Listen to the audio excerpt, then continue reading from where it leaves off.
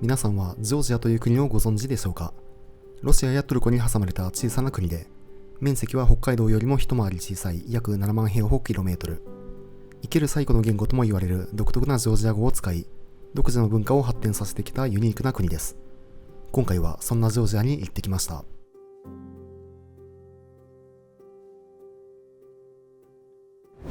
Hello, what's up? This is Gon ということで、今回はジョージアのトビリシにやってきました。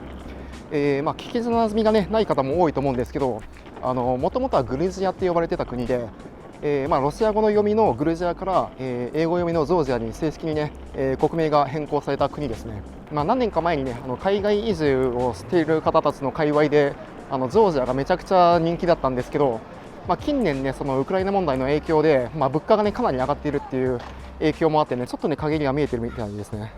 ということで今回はそんなジョージアで1万円を使ってどんなことができるかっていうことを皆さんにお伝えしていきたいと思います。ということで空港からの移動手段何個かあるんですけど、自分はボルトを呼びました。これか。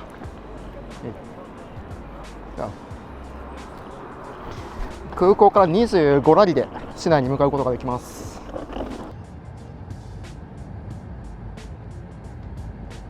はい、ということでトビリシの旧市街に到着しました。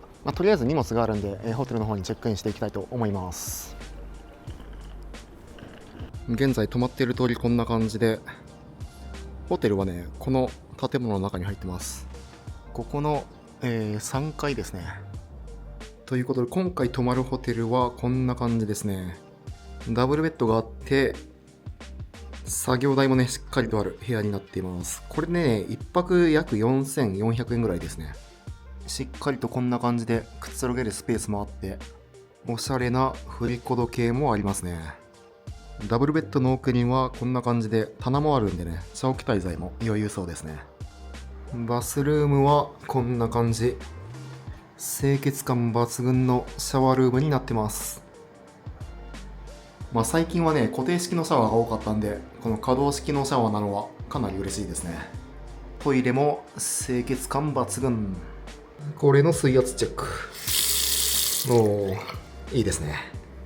ということでちょっと休憩したんで、街の方を散策していきたいと思います。もうこういう何でもない街並みもすごいいいですよね。ジョージアっていう感じがする。皆さんがそのジョージアにどういうイメージを持ってるか分かんないんですけど、基本的に自分の中ではその中世ヨーロッパが、そのまま残ってる国というか、そういう印象がありますね、イメージが。全然知らなかったんですけど、ジョージアってカジノあるんですね。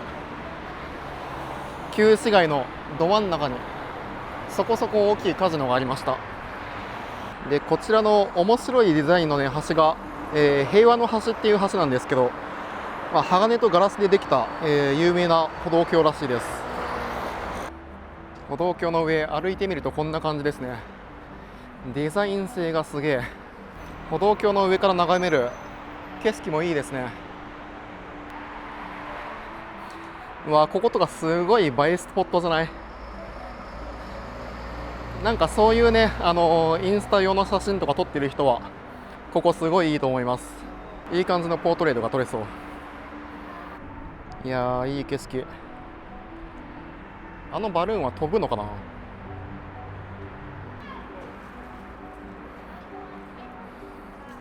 これはあれですね、ウクライナのキーウでもこういう人たちいましたね。キーウだとその鳩を肩に乗せて写真を撮ってめちゃくちゃ高額の請求をされるってやつなんですけど、ここは猿とかキジでしたね。猿はともかくキジを肩に乗せて写真撮る機会とかあんまりないと思うんで、高いお金支払うことを分かってても、撮影するのもいいかもしれん。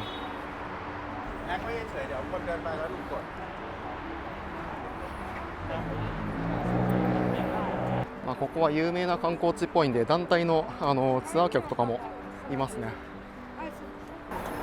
降りてきたらさっきの気球が飛び立ってました。パッと見乗ることはできなさそうですけど、いいですね。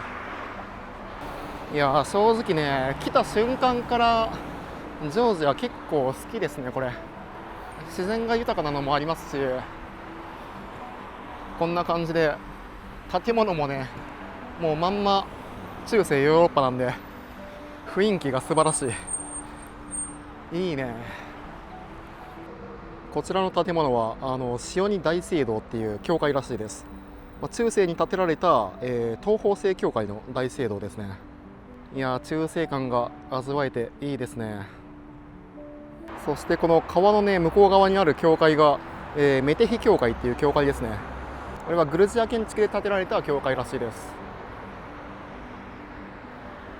いやもうね街並みがジョージアは綺麗すぎるんよすごすぎないこれ。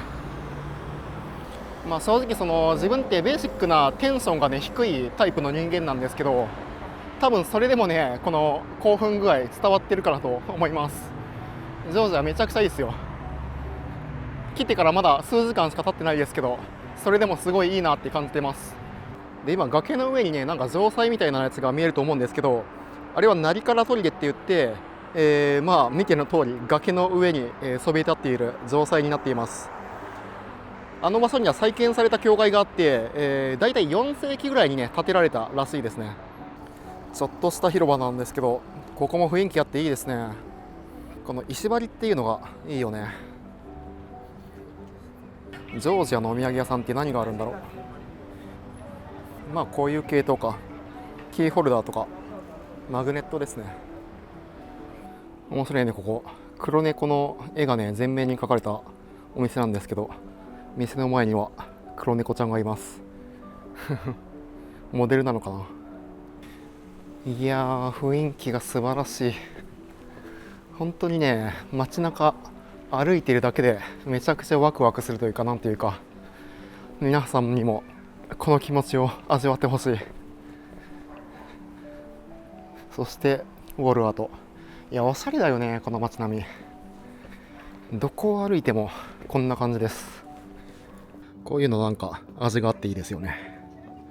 ちなみに今いるのは観光地じゃなくて丘の上にある普通の住宅地なんですけど、こういうとこもね、昔からこういう建物が建てられてたということで、建物一つ一つをとってもめちゃくちゃ感動しますね。なんかジョージアの建築って結構特徴的ですよね。こういう石造りなのもそうですし、一つ一つのこの木のね形も可愛いですよね。今丘の上まで登ってきたんですけど、いやーいい景色ですね。ちなみにここからねマザー・オブ・ジョージアっていう、スタチューが見えるんですけど、あれは遠くから見た方がいいかもですね。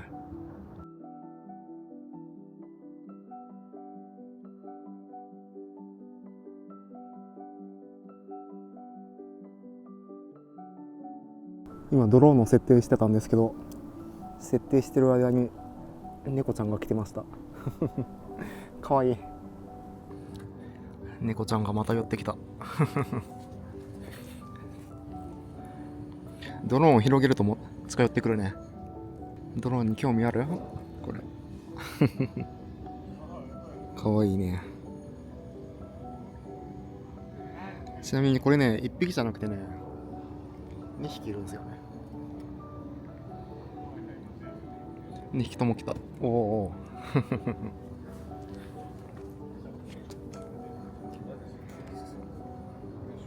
今片付けようと思ったんだけど猫の住処になってしまったは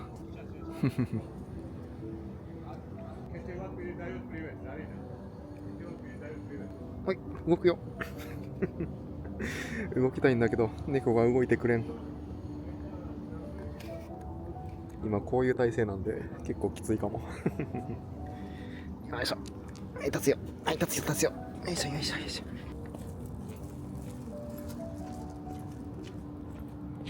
いや街歩き堪能したんで、今からね、ジョージア料理をね食べに行きたいと思います。すごいね、これただのショップなんですけど、おそらくね中世の建物をそのまま利用した感じになってますね。ウォールアートめちゃくちゃかっこいいな。あれは手書きじゃないよねさすがに。いや手書きなの、めちゃくちゃ綺麗。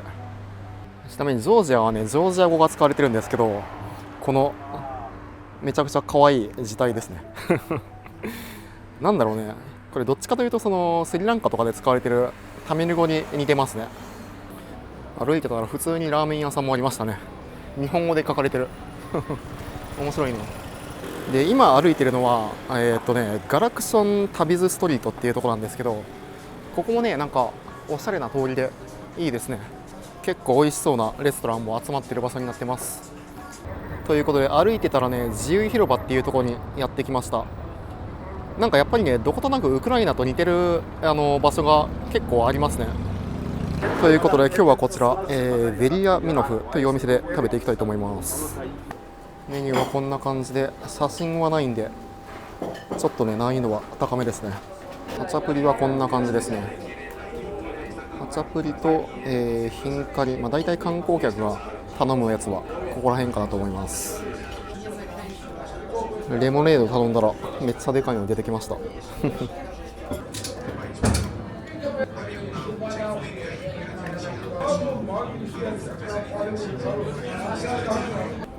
ちょっと甘みもある感じですね。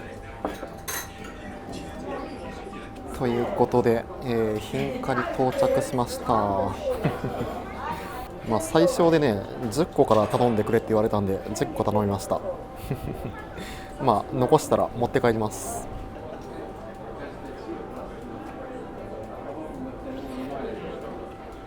肉汁うま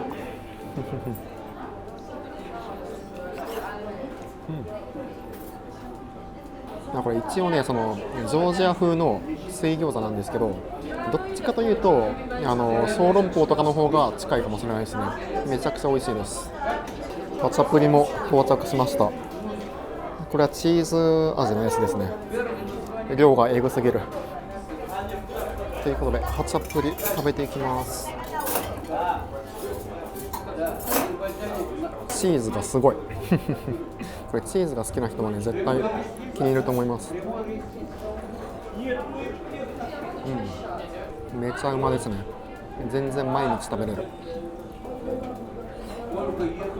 ということで晩ご飯はこちらで食べてきました。めちゃくちゃ美味しかったですね。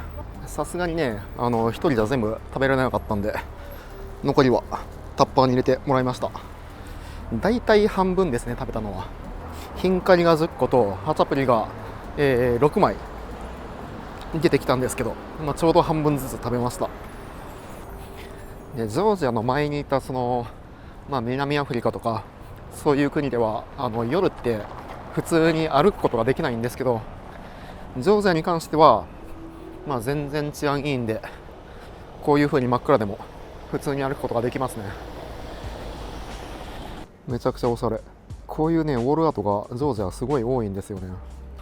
いやこういう真っ暗で人通りが全然ない道とか普段絶対通らないんですけど、ジョージアは安心感がありますね。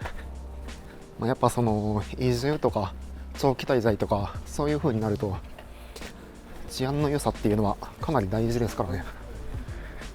ということで持って帰ってきたやつら明日の朝食べきれなさそうですね。明日の朝明日の昼分けて食べきります。おはようございます。2日目の朝ですね。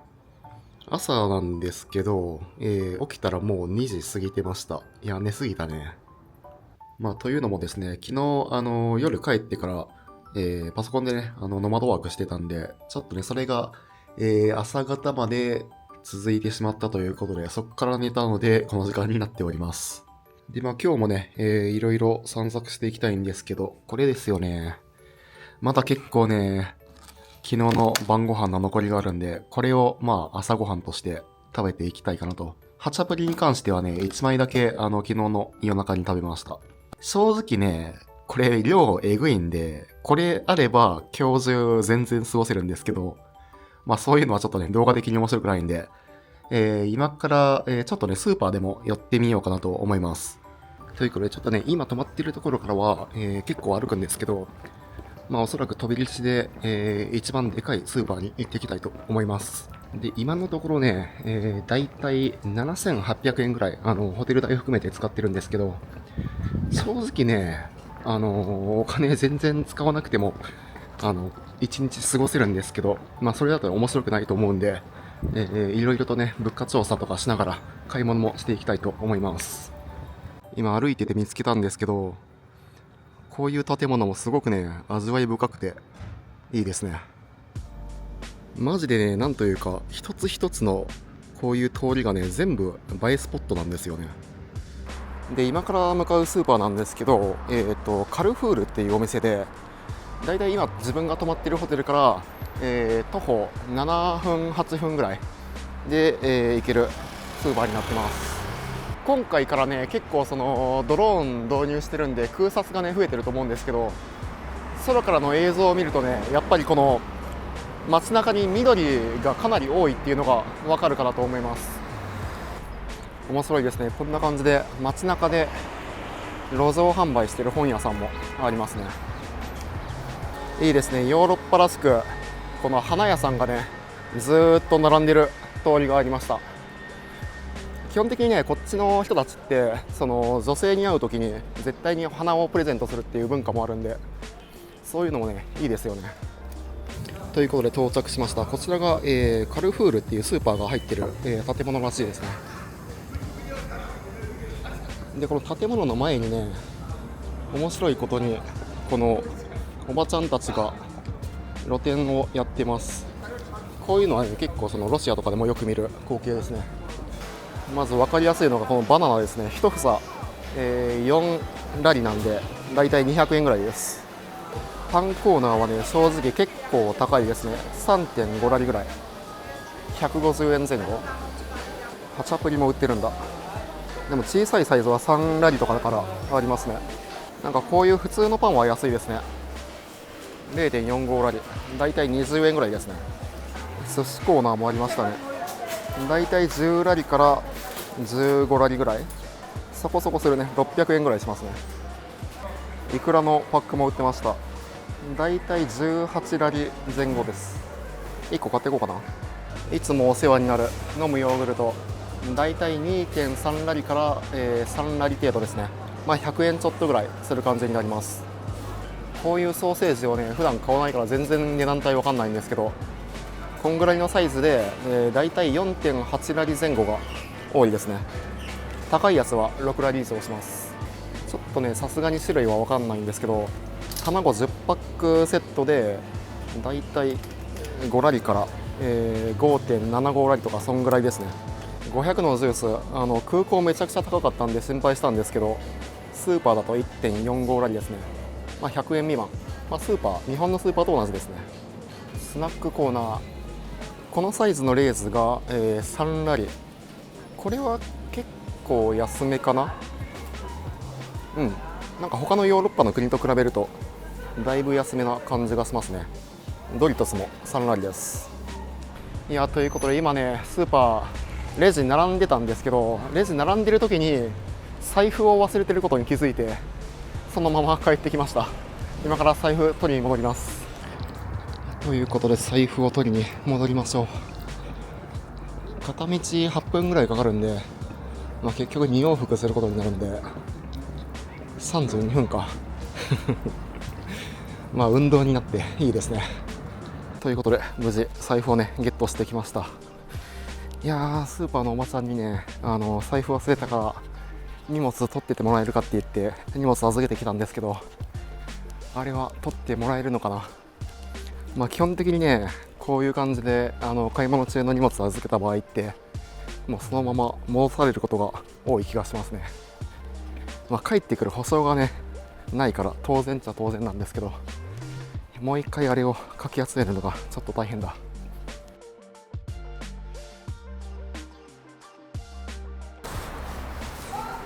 ここ面白いですね。高架下でね、さっきみたいにおばちゃんたちが露店を出して販売してます。面白い。こういうのは全部許可取ってるんかな。さあ、ということでようやく戻ってきましたね。2往復で約30分、長い道のりだった。果たして俺の荷物はあるのか。ということで無事、買い物を終えてきました。全部でね、37リラかな。37リラだったんで、いくらぐらい ?2000 円しないぐらいかな。多分今回の買い物で、ちょうど1万円使い切ったんじゃないかなと思います。ちょっと後で買ったものを、ホテルの中でお見せしたいと思います。はい、ということで無事、買い物を終えて帰ってきました。今回の買い物が37ラリで、日本円でだいたいもうほぼ2000円ですね。なので、今回のホテル代とか、昨日のご飯代とかね、そういうの含めてちょうどね1万円、使い切った感じですね。ということで今回の買い物の中身を紹介していこうかなと。どでかいバナナ、6本ついてます。4.05 ラリ220円ぐらいですね。これはどうだろう、結構安いんじゃないかな。結構ねこれサイズがでかいんでこんな感じです。そしていい感じの、ツナとかトマトとかが入ったサンドですね。これが 5.5 ラリ300円ですね。まあ日本で買ってもこんなもんじゃないかなと。そして海外でおなじみのこの飲むヨーグルトですね。これ結構安かったからの、500ml のジュース。これも日本とほぼ変わらずでしたね、値段は。そして最後に、これがね、これが高かったんでだいたいもうこれの値段です。イクラのパックですね。これが、16ラリしました。今回の買い物37ラリなんでほとんど半分ぐらいこれですね。はい、ということでこんぐらい買って2000円でした。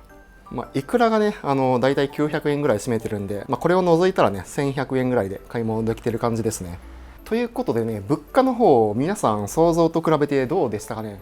正直ね、日本とほぼ変わらずか、日本よりやや安いぐらいな感じですね。というのもね、そのジョージアって、多分冒頭でも話してると思うんですけど、ウクライナ戦争をきっかけにもう物価がどんどん値上がってて、ここ 2,3 年でそれこそ本当 1.5 倍から2倍ぐらいまで値上がってるらしいですね。なのでその何年か前にジョージア移住を進めてた、界隈っていうのもあんまりね最近はジョージアを進めてないみたいですね。家賃とかに関してもその飛び石の中だと、だいたいもう 1LDK、まともなね 1LDK とか 2LDK とか、住もうとなるともう7万円とか、するらしいので、だいたい日本のその地方都市とかそういうとこと、同じような感じになるかなと思います。ということで、ジョージアでね1万円を使ってみるとだいたいねこんな感じがリアルでございます。このチャンネルでは海外のリアルをお届けしていますので、よければチャンネル登録そして高評価の方もよろしくお願いします。それではまた次の動画でお会いしましょう。バイバイ。